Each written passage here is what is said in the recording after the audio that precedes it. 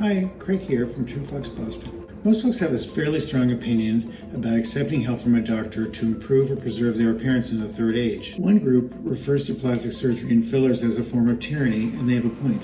After all, if we begin to look a little saggy at age 60, isn't that the natural order of things? Isn't there a dignity about wrinkles earned by living life? So isn't cosmetic intervention the natural? Probably more of us avoid fillers and surgery for the risks involved. We all know of scary, terrifying celebrities disfigured by the surgeon's knife. Mickey Rourke, Jocelyn Wildenstein, Priscilla Presley, and scary they are indeed. The whole point about having a bit of help, though, is that it isn't supposed to be noticeable. So for every victim we may see out in public, there are many people whose interventions make them look a little healthier, a little more vital, like Jennifer Aniston or Gwyneth Paltrow. Of course, there are levels of intervention. In my own case, I had a blepharoplasty early last year. I had eye bags that I decided I wanted to do away with. In all my pics in the years just prior, I squinted to compensate for the extra skin that settled above and below my eyes. And I did enough research to know it was a fairly benign procedure. A friend of mine had had good luck with the surgeon, so I went to visit his office. The clinician who saw me, though, had work done that you could tell, and it freaked me out, so I crossed them off the list. It is definitely a good idea to pay full retail in your face. So I went home the day of the procedure. I actually walked home because I lived near the hospital. I looked like hell for the first few days, but within 2 weeks, I felt better and started to heal, looking a bit wide-eyed for the first couple of months, and then settling into how they look today.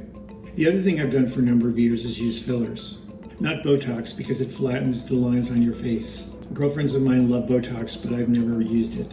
As we get older, we get these nasolabial folds.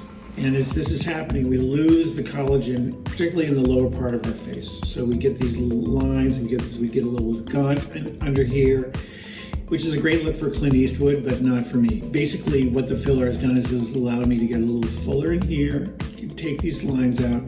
They put a little bit here and here to bring my cheekbones up a bit, maybe a little in the corners of the mouth.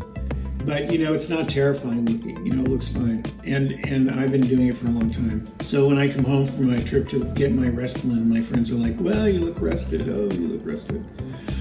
And, I'm always happy that I have it done. I have it done about every 6 months. Anyway, I just wanted to share this with you guys. I think that with some thoughtfulness and research, having stuff done to freshen a bit is probably a great thing. I know that I feel more vital and, healthier. As you know, I'm really totally believe in a holistic approach. So there's diet and sleeping and my spirituality practice. And all these things, contribute to, a vitality in this age that is attainable, and it's great. Would I say they gave me confidence? I'd say what I've gotten from all this is a sense of ease.